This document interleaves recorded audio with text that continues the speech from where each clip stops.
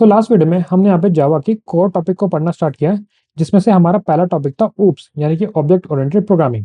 वहाँ पे हमने देखा कि जो ऊप्स होती है वो बेसिकली कोई प्रोग्रामिंग लैंग्वेज नहीं है, ये एक तरह की टेक्निक है, एक तरह की अप्रोच है। हमने ये देखा कि जो ऊप्स होते हैं उसके 4 पिलर होते हैं। उसमें से जो पहला पिलर है जिसका नाम है इनकैप्सुलेशन, उसके अंदर हमने यहाँ पे क्लासेस और ऑब्जेक्ट को पढ़ना स्टार्ट किया। हमने ये पढ़ा कि क्लासेस को हम किस तरीके से डिफाइन कर सकते हैं, उसका सिंटैक्स यानी कि उसको लिखने का तरीका कैसा रहता है। उसी के साथ हमने यहाँ पे क्लासेस के ऑब्जेक्ट भी बनाए। हमने यहाँ पे ये भी पढ़ा कि एक क्लास को बनाने के बाद आप यहाँ पे जितने चाहे उस क्लास के ऑब्जेक्ट जो है बना सकते हो, एंड यहाँ पे हर एक ऑब्जेक्ट जो है वो यूनिकली क्लास की फील्ड्स को एक्सेस कर सकता है। तो ये वीडियो जो है हमारी लास्ट वीडियो की ही कंटिन्यूएशन में बनी है। अगर आपने मेरी लास्ट वीडियो नहीं देखी है जिसमें हमने यहाँ पे क्लासेस और ऑब्जेक्ट के कंसेप्ट को पढ़ना स्टार्ट किया है, तो मैं ये सजेस्ट करूंगा कि आप पहले उस वीडियो को देख लो, ताकि इस वीडियो में हम जो भी पढ़ने वाले हैं उसको आप और अच्छे से रिलेट कर पाओ।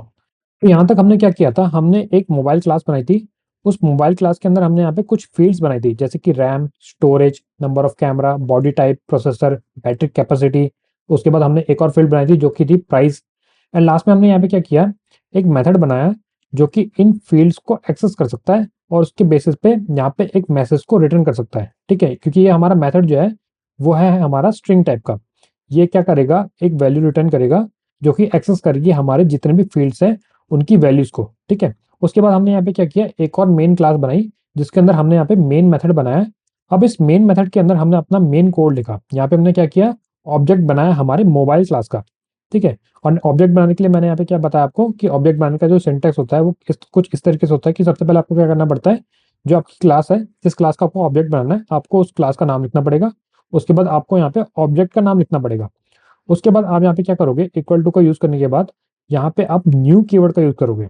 तो न्यू कीवर्ड बेसिकली हेल्प करते हैं हमारे किसी भी क्लास का ऑब्जेक्ट बनाने में। एक तरीके से आप यहाँ पे न्यू यानी कि नया ऑब्जेक्ट बना रहे हो। ठीक है, न्यू के बाद हमने यहाँ पे क्या किया, यहाँ पे हमने जिस भी क्लास का ऑब्जेक्ट बनाना है उसका कंस्ट्रक्टर जो है एक तरीके से कॉल किया। ठीक है, तो यहाँ पे हमने क्या किया, ऑब्जेक्ट बनाया जिसका नाम मैंने रखा है फर्स्ट मोबाइल।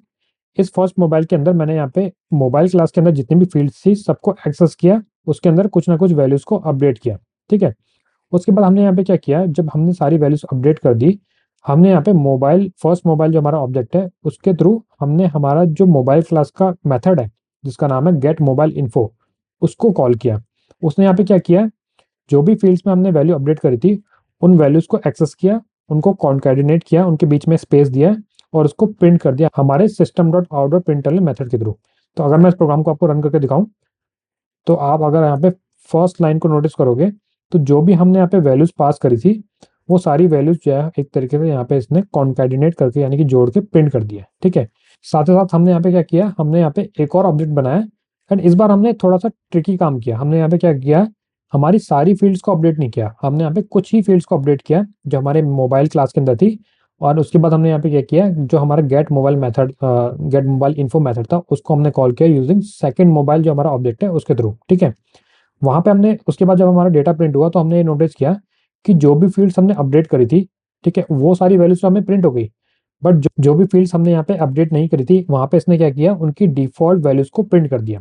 जैसे कि इंट जो हमारा डेटा टाइप होता है, उसका हम जो भी वेरिएबल बनाते हैं, अगर उस वेरिएबल के अंदर हमने कोई भी वैल्यू अपडेट नहीं करी है, कोई भी वैल्यू स्टोर नहीं करी है, एंड हम उस वेरिएबल को एक्सेस करते हैं या प्रिंट करने की कोशिश करते हैं, तो बेसिकली वो हमारे जीरो रिटर्न करके देगा। ठीक है, तो ये हमारी इंट की डिफॉल्ट वैल्यू हुई। उसी तरीके से हमने ये भी नोटिस किया कि जो हमारा स्ट्रिंग डेटा टाइप है, अगर हम उसका कोई वेरिएबल बनाते हैं और उसके अंदर कोई भी वैल्यू को अपडेट नहीं करते हैं एंड उसको हम प्रिंट करने की कोशिश करते हैं या एक्सेस करने की कोशिश करते हैं, तो वो हमको नल रिटर्न करके देगा। एक तरीके से ये इसकी डिफॉल्ट वैल्यू हुई। ठीक है, एंड लास्टली हमने ये भी देखा कि जो डबल होता है उसकी डिफॉल्ट वैल्यू होती है 0.0। ठीक है, 0.0 क्योंकि अगेन ये डबल है एंड ये डेसिमल वैल्यू को होल्ड करने में हेल्प करता है। राइट, अब हम यहाँ पे क्या करने वाले हैं, अब हम यहाँ पे एक ऐसा मेथड बनाने वाले हैं हमारे क्लास के अंदर जो बेसिकली हेल्प करेगा हमारे इन सारी फील्ड्स को डायरेक्टली अपडेट करने में। अभी तक हमने क्या किया था, हमने ऑब्जेक्ट बनाया था क्लास का, उसके बाद हमने यहाँ पे फील्ड्स को वन बाय वन एक्सेस किया था, एंड उसके बाद यहाँ पे जब एक्सेस करने के बाद हमने क्या किया, इनकी वैल्यूज को अपडेट किया, और जो हमारा मेथड था मोबाइल क्लास के अंदर उसको हमने यहाँ पे कॉल किया। उसने क्या किया, जितने भी फील्ड्स हमने अपडेट कर दी उसकी वैल्यूज को प्रिंट कर दिया। ठीक है, अब हम यहाँ पे क्या करेंगे, एक और मेथड बनाएंगे जो कि होगा हमारा पब्लिक टाइप का, जो बेसिकली क्या करेगा, अगेन स्ट्रिंग टाइप की वैल्यू को रिटर्न करेगा। एंड इस मेथड का नाम मैं दूंगा maybe get mobile specification. तो यहाँ पे मैंने मेथड का नाम दिया गेट मोबाइल स्पेसिफिकेशन। अब इस मेथड के अंदर हम यहाँ पे आर्गुमेंट पास करेंगे। ठीक है, आर्गुमेंट हम यहाँ पे क्या पास करने वाले हैं, जो भी हमारी फील्ड्स बनी हुई है हमारे इस मोबाइल क्लास के अंदर, वो सारी फील्ड्स को हम यहाँ पे पास करेंगे। तो सबसे पहले हमारे यहाँ पे फील्ड है इंट टाइप की, राइट, इंट रैम। उसके बाद हमारी है एक और फील्ड जो कि है इंट स्टोरेज। उसके बाद हमारी नेक्स्ट फील्ड है इंट टाइप की जो कि है हमारी नंबर ऑफ कैमरा। अगेन जो हमारी नेक्स्ट फील्ड है वो है स्ट्रिंग टाइप की, जिसका नाम है हमारा बॉडी टाइप। मैं यहाँ पे प्रोजेक्ट स्ट्रक्चर को क्लोज कर देता हूँ। एंड नेक्स्ट जो हमारी फील्ड है वो है हमारी स्ट्रिंग टाइप की, एंड इसका नाम है प्रोसेसर। अगेन जो हमारी नेक्स्ट फील्ड है वो है बैटरी कैपेसिटी इन टाइप की। एंड फाइनली जो हमारी लास्ट फील्ड है वो है डबल टाइप की, जिसका नाम है प्राइस। ठीक है, तो ये मेथड क्या करेगा, सारी फील्ड्स को लेगा जो भी हम इसको प्रोवाइड कराएंगे, एंड यहाँ पे ये क्या करेगा, जो हमारी ये वाली फील्ड्स है रैम, इसके अंदर जो भी डेटा आएगा उसको स्टोर करेगा। ठीक है, अब यहाँ पे मैंने क्या यूज़ किया है, यहाँ पे मैं ये चाहता हूँ कि जो भी आर्गुमेंट पास होगा, जो भी वैल्यू पास होगी हमारे इस मेथड के थ्रू, वो जाके इस जो हमारा मोबाइल क्लास है इसके अंदर अपडेट हो जाए। ठीक है, मतलब मोबाइल क्लास की जो फील्ड है उसमें जाके अपडेट हो जाए। ठीक है, तो यहाँ पे मैं क्या यूज़ करूँगा, यहाँ पे भी मेरा जो नाम है वो रैम है, यहाँ पे भी जो मेरा नाम है वो रैम है। ठीक है, तो एक तरीके से ये सिस्टम क्या है, दोनों में कंफ्यूज हो रहा है। ठीक है, तो यहाँ पे हम क्या कर सकते हैं, दो चीज़ें कर सकते हैं। सबसे पहले तो आप यहाँ पे क्या करो, यहाँ पे हम क्या कर सकते हैं, जो हमारी रैम है उसके आगे हम अंडरस्कोर लगा देते हैं। इन सारी फील्ड्स के आगे हम यहाँ पे अंडरस्कोर लगा सकते हैं। ठीक है, एंड यहाँ पे हम क्या करेंगे कि यहाँ पे हम अंडरस्कोर रैम इस तरीके से हम यहाँ पे लिख सकते हैं। ठीक है, इसको मैं यहाँ पे अंडरस्कोर कर देता हूँ ताकि हमें एरर ना आए।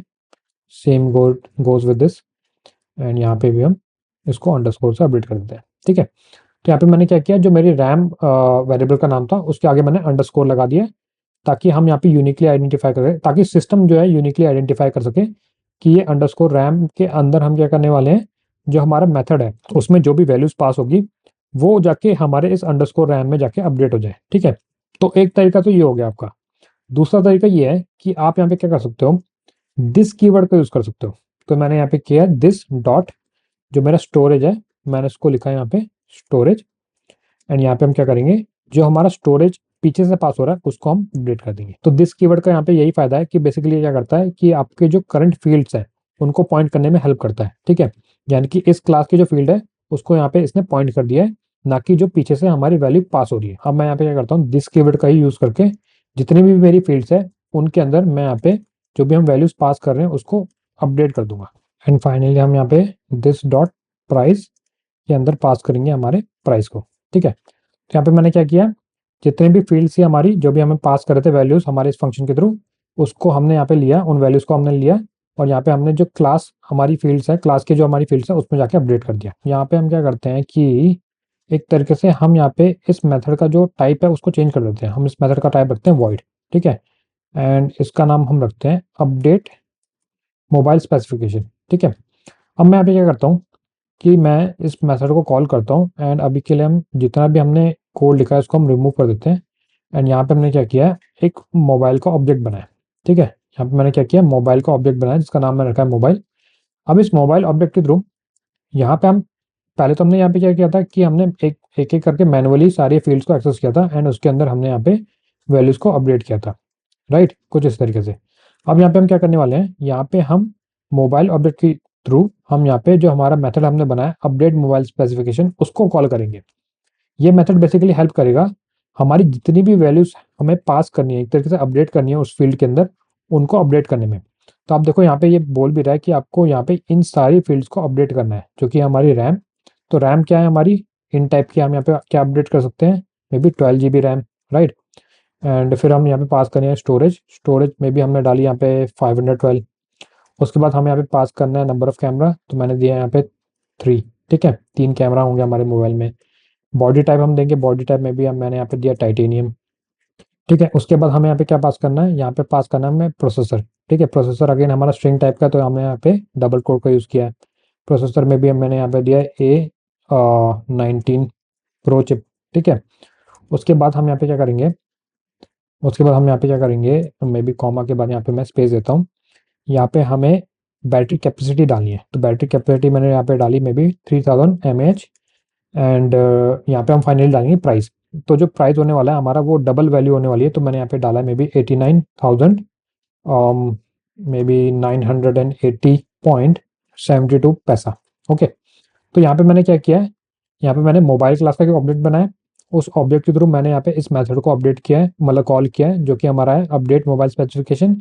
अब ये मेथड क्या करेगा, ये हेल्प करेगा हमारी जितनी भी वैल्यूज हमने पास करी है उस वैल्यूज को अपडेट करने में इस मोबाइल ऑब्जेक्ट के रिस्पेक्ट में। ठीक है, तो अब अगर मैं क्या करूँ, यहाँ पे मैं क्या करता हूँ, अगर मैं system dot order print method को कॉल करूँ, यूज़ करूँ, एंड यहाँ पे मैं क्या करूँगा, मोबाइल के अंदर हमारा एक मेथड है जो कि है गेट मोबाइल इन्फो। ठीक है, ये बेसिकली क्या हेल्प करता है, ये मेथड हेल्प करता है हमारे मोबाइल फील्ड्स को एक्सेस करने में और उनको कॉन्कैटिनेट यानी कि जोड़ के प्रिंट करने में, राइट।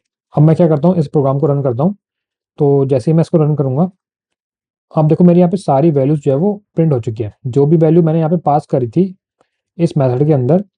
एंड यहाँ पे क्या किया है, इसने इन सारी वैल्यूज को अपडेट कर दिया एक तरीके से, और यहाँ पे हमने गेट मोबाइल इन्फो के थ्रू वो कंफर्म भी कर लिया कि यहाँ पे जितनी भी वैल्यूज थी वो अपडेट हो चुकी है हमारे इस फील्ड में। एंड यहाँ पे इसने इस मेथड के थ्रू गेट मोबाइल इन्फो के थ्रू उन सारी वैल्यूज को, उन सारी फील्ड्स को एक्सेस किया, एंड यहाँ पे जितनी भी वैल्यूज थी उसको प्रिंट कर दिया हमारे कंसोल पे। ठीक है, तो कुछ इस तरीके से भी हम यहाँ पे मेथड बना सकते हैं मैनुअली, जो हमारी इन सारी फील्ड्स को अपडेट कर सकता है। ठीक है, अब यहाँ पे मैं जितनी चाहे उतने ऑब्जेक्ट बना सकता हूँ। जैसे कि मैं क्या करता हूँ, इसी कोड को डुप्लीकेट कर लेता हूँ, एंड यहाँ पे मैं क्या करता हूँ, अब इस मोबाइल का जो नाम है, इस ऑब्जेक्ट का जो नाम है, इसको मैं रखता हूँ मे बी प्रो मोबाइल। ठीक है, मोबाइल प्रो करके मैंने यहाँ पे अपडेट कर दिया है इसके नाम को, एंड यहाँ पे मैं एक और नाम रखता हूँ मे बी मोबाइल बेस करके, है ना, ये हमारा बेस मोबाइल हो गया। तो कभी भी आप ऑब्जेक्ट बनाओगे किसी भी क्लास का, तो उसका नाम जो है वो सेम नहीं हो सकता, है ना। सेम नाम के आप दो ऑब्जेक्ट नहीं बना सकते। जिस तरीके से आप मान के चलो आपने एक इंट वेरिएबल बनाया जिसका नाम आपने रखा है टोटल, ठीक है, एंड इसकी वैल्यू आपने रखी है 0। उसी तरीके से अगर मैं एक और वैल्यू बनाऊँ इन टाइप का, एंड इसका नाम भी मैं टोटल रखूँ, तो सिस्टम मुझे यहाँ पे एरर देगा। वो ये कहेगा कि पहले से एक वेरिएबल जो है बना हुआ है इस नाम का, है ना, total is already defined in the scope. तो उसी तरीके से आप यहाँ पे जब भी ऑब्जेक्ट बनाओगे, तो जितने भी ऑब्जेक्ट बनाओगे उन सबका नाम जो है वो अलग अलग होना चाहिए, है ना, ताकि आप उनको यूनिकली एक्सेस कर सको सिंपली। तो अब यहाँ पे हम क्या करेंगे, यहाँ पे हम बेस मोबाइल बनाएंगे, और इस बार हम यहाँ पे रैम को थोड़ा कम कर लेते हैं, मे बी 4 GB। स्टोरेज को भी हम यहाँ पे कम कर लेते हैं, मे बी 128 GB। कैमरे भी हमने यहाँ पे एक दिया है, बॉडी टाइप में हमने यहाँ पे दे दिया मेटल। प्रोसेसर भी हम यहाँ पे थोड़ा कम कर देते हैं, मे बी A15 Pro।